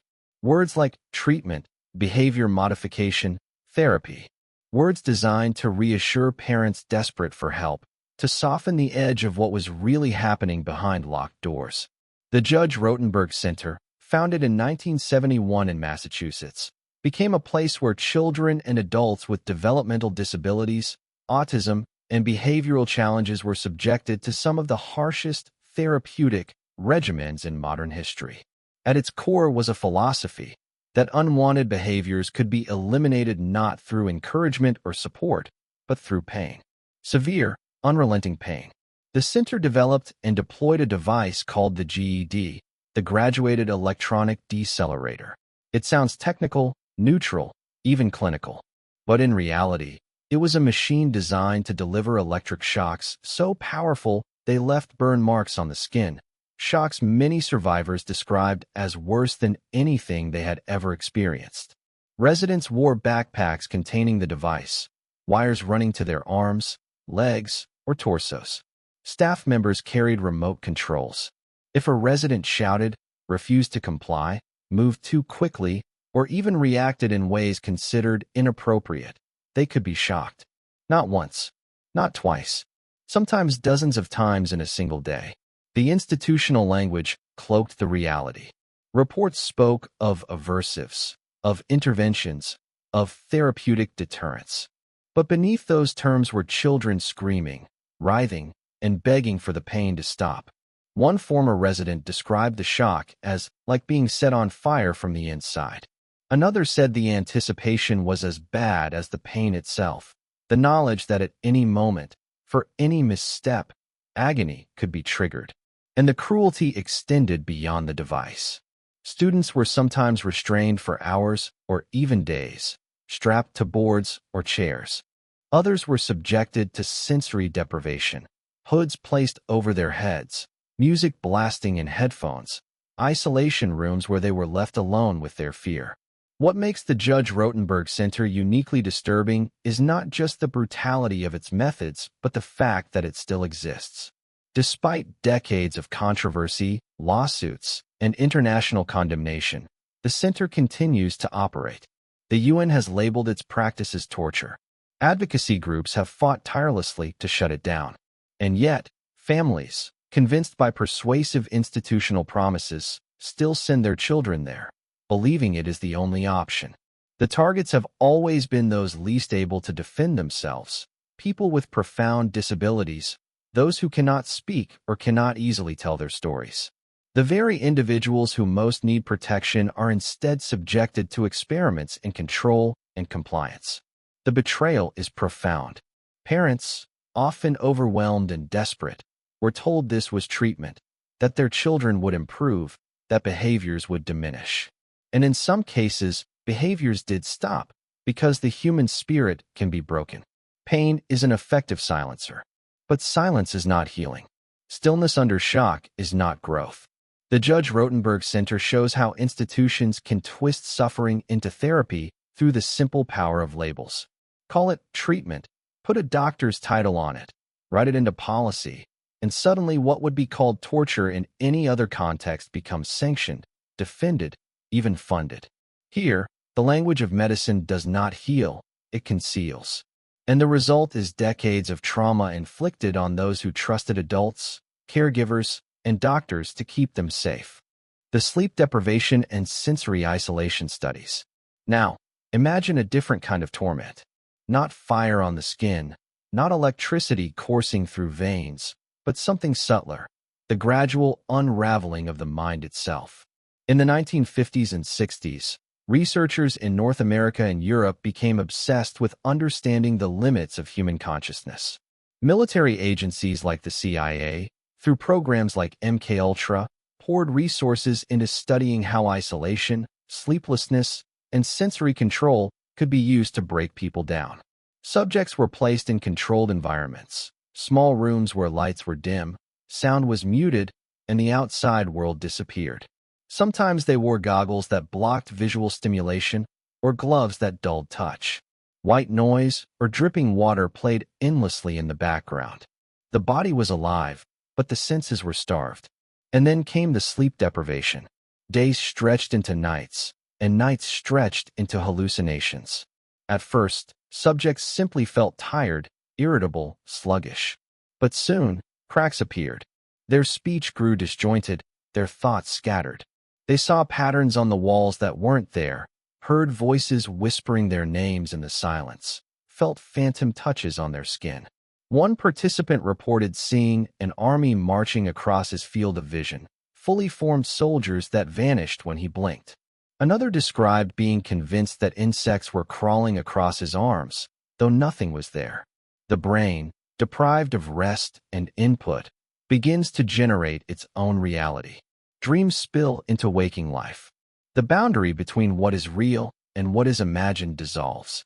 And through it all, researchers observed with clinical detachment, noting the stages of breakdown: irritability, paranoia, hallucinations, incoherence, collapse. Some subjects lasted only a few days before begging to stop. Others endured longer, their identities and grip on reality crumbling before the eyes of experimenters. Many carried the effects long after the studies ended: anxieties, phobias, difficulty sleeping, flashes of terror when left alone. These experiments were not benign. They were, in essence, rehearsals for interrogation techniques. How do you make someone pliable? How do you make them confess, or comply, or surrender their will? The answer, researchers discovered, was disturbingly simple. Deny them sleep, deny them stimulation, and the mind itself becomes your instrument. In one sense, the studies confirmed what humans have always known: that sleep is not a luxury, but a necessity, as vital as food or water. That sensory input is not optional, but the very scaffolding of our reality. Strip those away, and the mind collapses in on itself. But the true horror lies in what followed. These findings fed into manuals, protocols, and practices that shaped interrogation programs during the Cold War and beyond. The knowledge gained from watching volunteers hallucinate in isolation rooms did not remain in academia. It was translated into tools of control used on prisoners and detainees worldwide. The cruelty is almost elegant in its simplicity. No whips, no chains, no visible scars. Just time, deprivation, and the human brain's own fragility turned against itself. The Cameron Psychic Driving Experiments. It begins in a psychiatric hospital in Montreal, Canada, the Allen Memorial Institute, perched on the slope of Mount Royal. Patients came here seeking help for depression, anxiety, postpartum struggles. They came expecting therapy, compassion, a chance at recovery. Instead, they became subjects in one of the most extreme experiments ever carried out under the name of psychiatry. The architect was Dr. Ewan Cameron, a Scottish-born psychiatrist with a grand vision. Cameron believed the human mind could be treated like a faulty machine. If a personality was broken, if neuroses, trauma, or depression had corrupted it, then the solution was not to heal but to erase. Strip it down to nothing, and then rebuild it from the ground up. He called this process depatterning. The methods were as brutal as the word suggests. Patients were subjected to massive electroconvulsive therapy, not the carefully calibrated shocks used today, but repeated, high-voltage blasts delivered far beyond safe medical limits. These shocks wiped away memories, disrupted language, and in many cases left patients unable to recognize family or recall their own names. As if this weren't enough, Cameron placed patients into drug-induced comas that lasted for weeks. During these chemically enforced blackouts, patients were bombarded with audio recordings. Repetitive messages played thousands of times. Phrases like, "You are a good mother," or "You will not be afraid." This was psychic driving, the attempt to rewrite the erased mind with new programming. The results were catastrophic. Adults were reduced to infantile states, unable to use the bathroom, unable to feed themselves, some crying out for parents long dead. Others lost decades of memory, permanently disconnected from their own lives. Far from curing mental illness, Cameron destroyed the very fabric of identity. The disturbing truth is that most patients never consented to these procedures. They came seeking routine psychiatric care. They signed in for therapy or treatment, and instead found themselves strapped down, shocked, sedated, and transformed into experiments. Families were told little or nothing about what was happening. Many only realized years later, when survivors began to piece together the fragments of their shattered histories. And behind it all lurked the shadow of the CIA. At the height of Cold War paranoia, American intelligence agencies poured money into Cameron's research through the infamous MKUltra program. The dream was chilling. If human personality could be erased and rewritten, then spies, assassins, or entirely compliant subjects might be manufactured. The human mind itself would become a weapon. But Cameron's work was less science and more nightmare. The arrogance of believing the mind could be treated like a chalkboard, wiped clean, then neatly rewritten, ignored the reality of human consciousness. Memory, personality, identity, these are not lines of code. They are fragile, interwoven, deeply human. When you erase them, you do not create a blank slate. You create devastation. Many survivors of Cameron's treatment never recovered. Some spent the rest of their lives in institutions, unable to return to work or family. Others lived with fractured memory, haunted by gaps they could never fill. Their suffering was compounded by decades of silence, as governments denied, delayed, and deflected responsibility. Cameron's psychic driving reveals a chilling truth. When medicine adopts a mechanical view of consciousness, people become machines to be dismantled and rebuilt. And when human beings are seen as machines, cruelty becomes not only possible, but justifiable. The poison laboratory. Across the ocean, in the shadows of the Soviet Union, another kind of experiment unfolded, one where science and murder merged into a single enterprise. It was known simply as Laboratory 1, or sometimes as the Poison Laboratory. Established in the 1920s under the secret police and later absorbed into the NKVD and KGB, this laboratory had a singular purpose: to perfect the art of undetectable assassination. The mission was as pragmatic as it was horrifying. The Soviet state wanted poisons that could kill quietly, without leaving a trace, without arousing suspicion. Substances that could slip into a cup of tea, a piece of bread, or even the air itself, and leave only the appearance of natural death. To achieve this, scientists needed test subjects, and they had no shortage. Political prisoners, dissidents, and undesirables were funneled into the laboratory's grip. Men and women accused of treason, of counter-revolutionary thought, of nothing more than falling out of favor with the regime. These became the raw material of poison research. The experiments were clinical, methodical. Different toxins were administered: cyanide, mustard gas derivatives, digitoxin, curare. Scientists observed meticulously. How long until nausea began? How did the pupils react? How many minutes until convulsions? Until coma? Until death? Notes were taken, charts drawn, patterns logged. Behind the sterile language of medical observation lay the reality of human beings dying in agony. Prisoners were not told the truth. Some were told they were receiving medicine, others given food or drink laced with lethal compounds. Their suffering was the data, their deaths the endpoint. The culmination of these experiments was the development of a poison known as C2, a tasteless, odorless compound that caused death within minutes, but left no trace detectable by standard autopsy methods of the time. It was, from the perspective of Soviet intelligence, a success. The bureaucratic machinery of murder is perhaps the most chilling aspect. These were not rogue scientists working in shadows. Laboratory 1 was fully sanctioned, funded, and protected by the state. Reports circulated through official channels. Findings were celebrated as achievements. Assassination became science, and science became assassination. The poison laboratory blurred the line between doctor and executioner, between researcher and murderer. And it raises a haunting question. What happens when the tools of healing, chemistry, physiology, pharmacology, are turned toward death?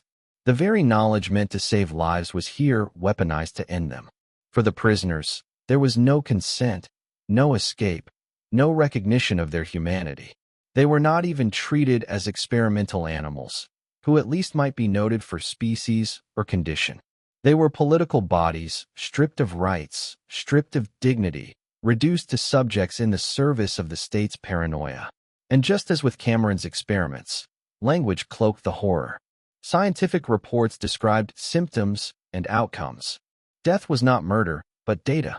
Victims were not killed, but tested. In this bureaucratic rewording, atrocity was disguised as progress. The poison laboratory shows science at its darkest. The cold application of method, precision, and discipline not toward healing, but toward the most fundamental violation of human rights, the deliberate, systematic taking of life. The refrigeration experiments at Dachau. Picture the winter air in Bavaria, sharp and merciless, a cold that gnaws at the skin and sinks into the bones. Now imagine that chill not as an inconvenience, but as an executioner, its hands tightening slowly, hour after hour, as your body weakens and your will begins to falter. This was the reality inside Dachau, where Nazi physicians transformed freezing to death into a form of clinical observation. The official justification sounded medical, even noble in its framing. German pilots, shot down over the North Sea, often perished within minutes in the frigid waters. If the Reich could find a way to extend survival time, perhaps more soldiers could be rescued. That was the story told to rationalize the work. The truth was something darker. A systematic program of hypothermia experiments carried out on concentration camp prisoners who had no choice, no consent, no humanity in the eyes of those who studied them. The procedure was brutally simple. Prisoners were stripped naked and submerged in tanks of ice water, their bodies slowly shutting down under the eyes of doctors with clipboards. Others were locked into outdoor freezing chambers, left exposed to the brutal Bavarian winter. The point was not to prevent their suffering, but to measure it. How long before shivering stopped? How long before the pulse weakened? How long before death? The doctors recorded every tremor, every gasp, every failed attempt of the body to cling to life. In some cases, subjects were revived, if revival could be called that. Rewarming methods were tested with grotesque creativity. Some were placed under scalding heat lamps until their skin blistered. Others were forced into near-boiling baths, their screams echoing down the sterile hallways. There were even accounts of warming by forced sexual contact, women ordered to press their bodies against dying men as a form of human experimentation. The cruelty was only thinly veiled by the word research. What makes these experiments uniquely disturbing is not only the suffering inflicted, but the way it was transformed into data points. Charts of body temperatures, heart rates, and survival times reduced human agony to numbers on a page. This was not random brutality. It was systematic, clinical, and sanctioned under the banner of science. And yet, despite all this suffering, the results were far from the life-saving discoveries the Nazis promised. The data was inconsistent, the methods unscientific, and much of it could never be ethically replicated or verified. But that didn't matter. For the physicians involved, the experiment itself became the goal. The suffering was not an unfortunate side effect. It was the very material of their work. To reflect on this is to confront a terrible question. How does someone sworn to heal, trained in the Hippocratic Oath, become a technician of torture? The answer lies in dehumanization. The prisoners were not seen as men, women, or children. They were material, biological specimens to be used in service of the Reich. Once stripped of humanity, anything could be done to them, and still be recorded under the neutral language of medical progress. The refrigeration experiments remind us that science itself is not inherently good. Knowledge can be pursued in ways that deepen cruelty rather than reduce it. The same discipline that discovers antibiotics can also rationalize torture, depending on the values of those who wield it. That is the haunting legacy of Dachau, the perversion of medicine, the corruption of professional identity, and the cold realization that expertise does not immunize against evil. It can sharpen its efficiency. The high-altitude experiments. From freezing waters, we move to the air, the thin, suffocating silence of extreme altitude. Aviation medicine was one of the great frontiers of the early 20th century. As planes flew higher, faster, and longer, militaries around the world sought to understand what the human body could endure. In Germany, this pursuit took on a lethal twist inside the walls of Dachau. The low-pressure chamber looked like a piece of advanced equipment, a metal capsule designed to simulate high altitudes by reducing air pressure and oxygen levels. In theory, it was a tool for pilot safety. In practice, it became a chamber of death, where concentration camp prisoners were locked inside and subjected to conditions mimicking heights of up to 20,000 meters. The effects of such rapid ascents were catastrophic. Prisoners convulsed violently as their bodies struggled for oxygen. Some tore at their skin or banged their fists against the chamber walls in panic. Others lapsed into seizures, their eyes rolling back, their organs starved of air. Still others lost consciousness entirely, slipping into death while physicians looked on. The doctors, trained, credentialed, respected in their fields, recorded these reactions with calm precision. They documented how long subjects could survive, how blood pressure shifted, how decompression affected the brain. In some cases, they deliberately pushed the simulations to extremes, not to save anyone, but to see how quickly death would arrive and what form it would take. One report describes a subject who regained consciousness after apparent death, only to be subjected again until he perished.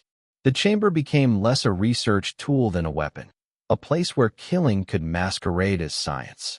Perhaps the most grotesque aspect of these experiments was their disguise. To outside observers, the work looked like aviation research, an important step in protecting German pilots. But peel back the layers, and what emerges is the systematic torture of unwilling prisoners. Medical instruments were no longer tools of healing. They became instruments of pain, their legitimacy corrupted by the goals they served. It forces us to ask, how does professional knowledge become complicit in atrocity? The high-altitude experiments show how easily medical expertise can be weaponized when aligned with ideology. The physicians involved were not rogue sadists. They were respected members of their profession, working with government support, convinced of the necessity of their research.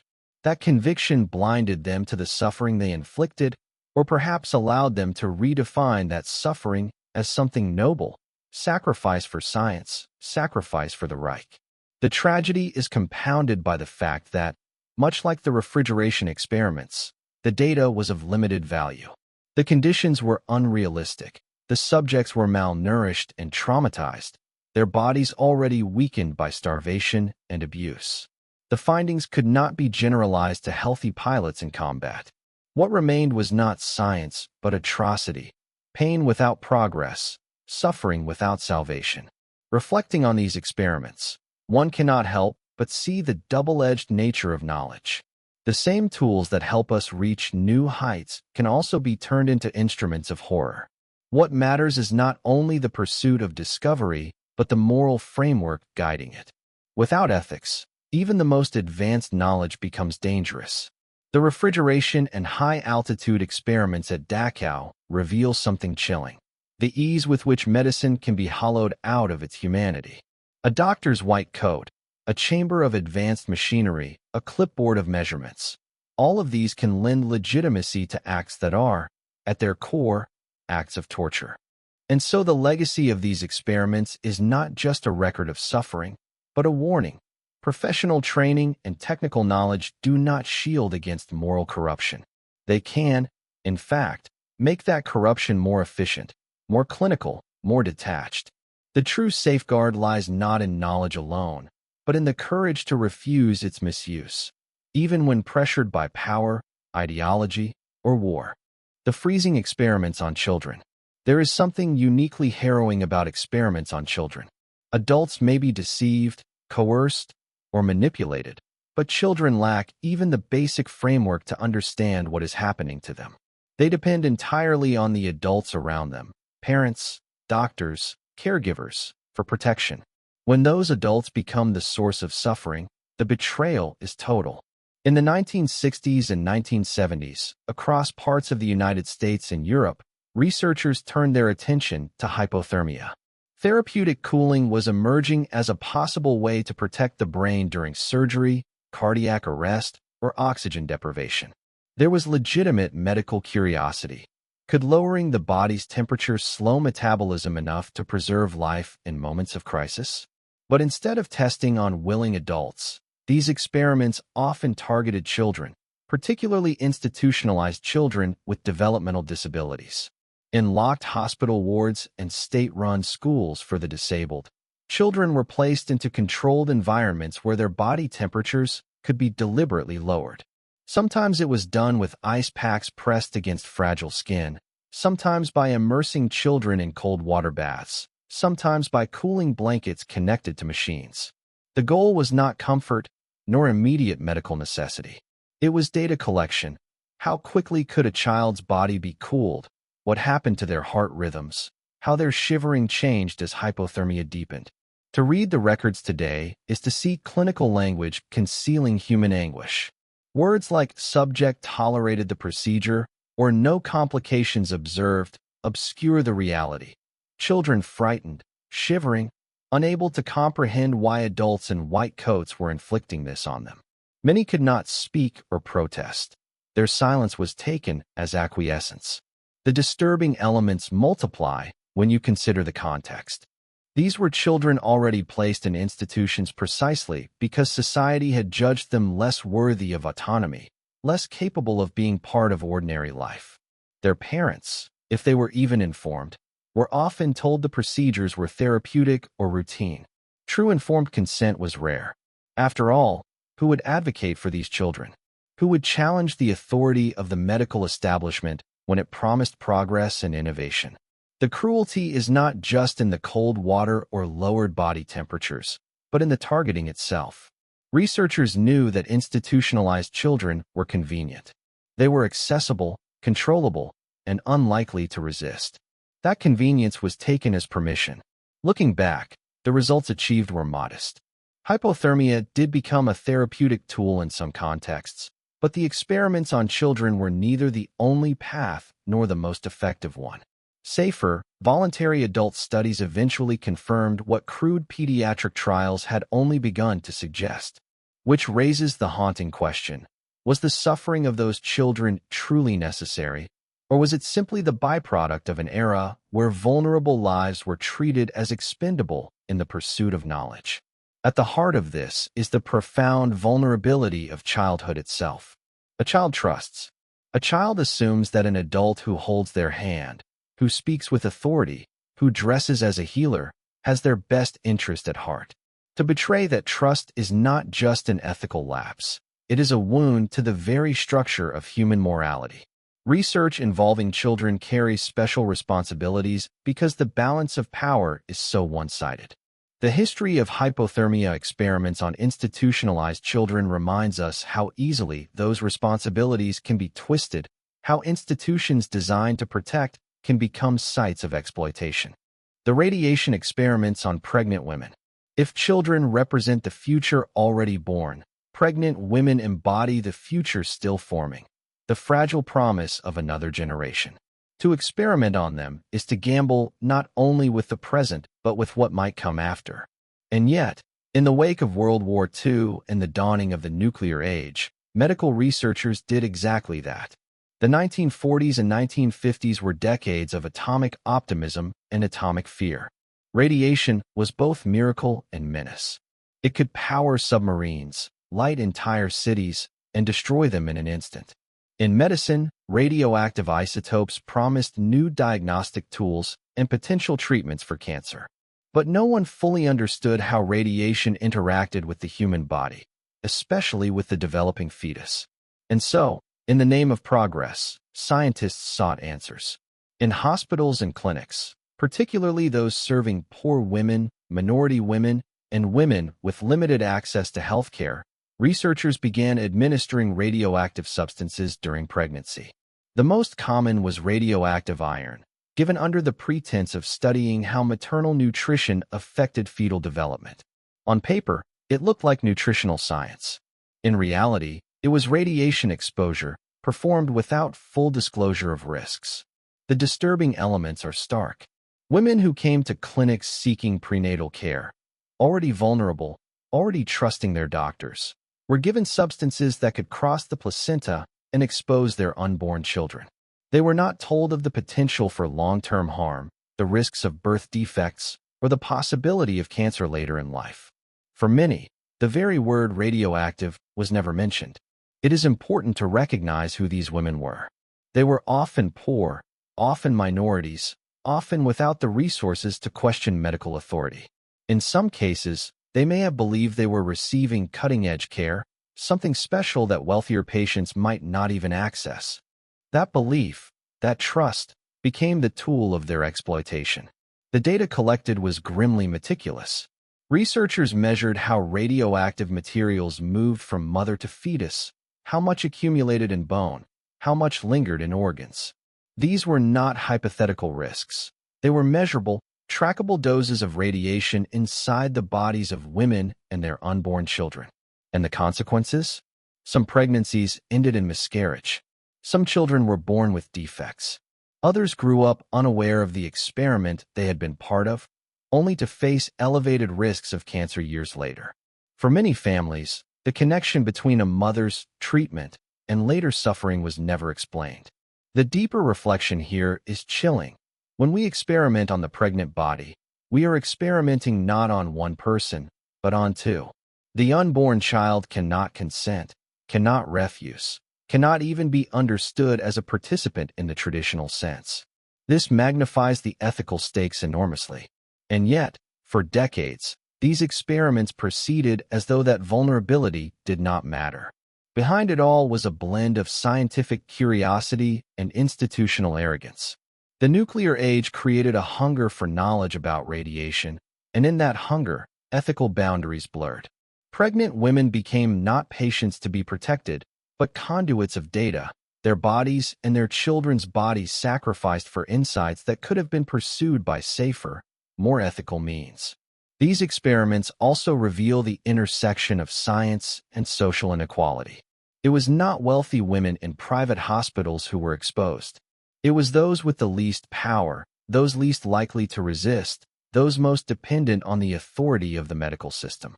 Vulnerability became the entry ticket to exploitation. When we reflect on this chapter of medical history, it becomes clear that the issue is not simply the science of radiation, but the ethics of trust. To be pregnant is to place extraordinary trust in medical professionals, not only for one's own life, but for the life of another. To betray that trust is to commit harm that echoes across generations. The radiation experiments on pregnant women serve as a stark warning. Progress without ethics is not progress at all. It is harm disguised as discovery, exploitation masquerading as medicine. And the cost is borne not just by the individuals exposed, but by the children who inherit the consequences. The deliberate infection studies with dysentery. War reshapes priorities. In the 1940s, as armies prepared to fight across continents and climates, military medicine faced an urgent question. How would soldiers endure the diseases of tropical environments? Dysentery, an infection of the intestines that causes severe diarrhea, cramping, and dehydration, had crippled armies for centuries. It killed not by violence, but by draining life slowly, reducing once strong men to weakness and collapse. For military planners, it was a threat as dangerous as bullets. For medical researchers, it became a problem to be solved. And the chosen method of solving it was as brutal as the disease itself: deliberate infection. Prisons became the laboratories. Behind concrete walls, where men had little choice and little freedom, researchers introduced dysentery bacteria into the bodies of inmates. Sometimes it was swallowed in a contaminated drink. Sometimes it was administered in more direct, invasive ways. However it entered, the outcome was predictable. Within hours or days, the body revolted. Fever surged. Stomach cramps twisted muscles until men doubled over in pain. Diarrhea poured from them, violent and unstoppable, leaving them weaker with each passing hour. To read the accounts is to see suffering transformed into data. Dehydrated men begged for water, only to have their intake carefully measured or even restricted in the name of control. Vomiting, shivering, moaning, all of it noted in clinical handwriting. Their misery became points on a chart, lines in a notebook. The human body breaking down was treated not as tragedy, but as experiment. The justification, of course, was military necessity. Dysentery had cost armies dearly in the past. If researchers could track the illness from first exposure to recovery or death, they might discover new treatments or better ways to protect soldiers stationed abroad. But necessity is not the same as morality. At what point does protecting one group justify sacrificing another? The disturbing elements are unavoidable. This was not an accidental outbreak studied after the fact. It was deliberate infection, forced illness, chosen suffering. Many of the subjects were prisoners, men whose freedom was already taken from them, and whose ability to refuse was more theoretical than real. A volunteer who faces the weight of authority or the promise of slightly better treatment in exchange for cooperation is not a volunteer at all. Some men did die. Dysentery can spiral quickly into dehydration so severe that organs fail. Others lived, but carried the memory of being reduced to test animals in a system that measured their pain as progress, and the knowledge gained. Some treatments were refined, but the ethics were left in ruins. This story is not just about disease. It is about the utilitarian calculation that runs like a thread through human history. The belief that the suffering of the few may be justified if it promises benefit to the many. A soldier's life was valued as protection of a nation. A prisoner's life, already judged expendable, was weighed on the other side of the scale. The balance was never even. The personality destruction experiments. If dysentery experiments tore at the body, the personality destruction experiments of the 1960s and 70s sought to unmake the mind itself. In an era obsessed with psychology, identity, and the malleability of human nature, researchers began asking a question both profound and dangerous. What makes us who we are? The temptation was irresistible. If personality could be broken down into components, memory, perception, sense of self, then perhaps it could be studied like any other system.